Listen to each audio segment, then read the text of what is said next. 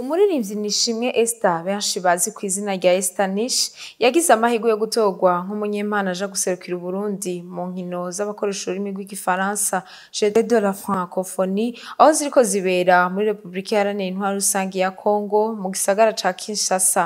Uno muririmvyikazi akamenyesha ko atari wenyene yagize ayo mahirwe bari kumwe n'abandi banyempano mu bisata bitandukanye. Turi Kinshasa muri Jeux de la Francophonie ikibera Kinshasa ihurikiyemo ibihugu 40 by'abavuga igifaransa aba muri Afrika cyangwa ku isi yose. Twaragiriye amahirwe natwe yo kuba muri bamwe batoye mu Barundi bazoja guserukira igihugu cy'u Burundi. Turi benshi, hagiyemwo abaririmbyi, hakaba harimo inkino sport, abatwara amakinga, abakina judo, nyene turi benshi mu makategori atandukanye. Tukaba turi kumwe na delegation y'u Burundi, abagiye batuyoboye. Ubwo rero ejo niho twakoze igice ca mbere kigize Jeux de la Francophonie muri chance. Turindiriye igice gishiri ca kabiri ca Jeux de la Francophonie nyene. Dusaba abarundi bose nyine guma badushigikira. Narakunze abarundi bari ino ku bumwe batweretse ejo bari bahari bashoboye kuhashika, n'abandi benshi bashobora kudushigikira ku mbuga za Jeux de la Francophonie.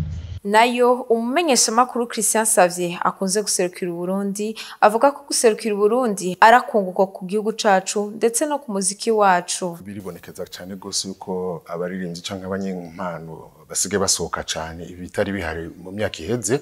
Akunguko ku gihugu karakomeye gose kuko bituma igihugu kimenyekana mu mico yabwo, bakaberekana ko gifise iyo kiva aho gishingiye.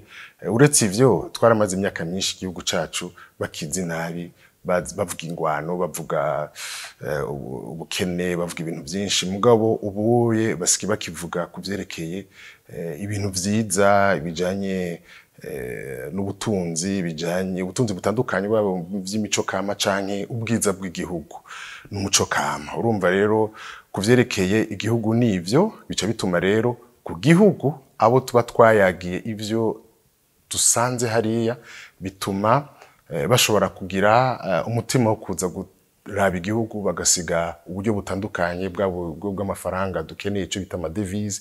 Ivyo vyose bituma rero igihugu gitera imbere.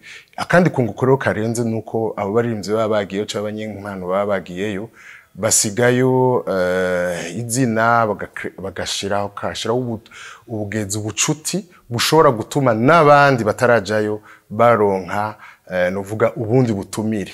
Urumva iyo bagiye niwe bagiye kwerekana ivyo bashoboye gusa, mugabo bagiye gutata no gutegura ubundi butumire ko bazoba batararonka ukaryo kukujayo. Urumva rero uko biba nuko bibandanya. Hari ibihugu bikomeye nka za Maroc, za Burkina Faso, za Senegal, Afrika y'Epfo, usanga ivyo barabirengaje imyaka 20-30-40.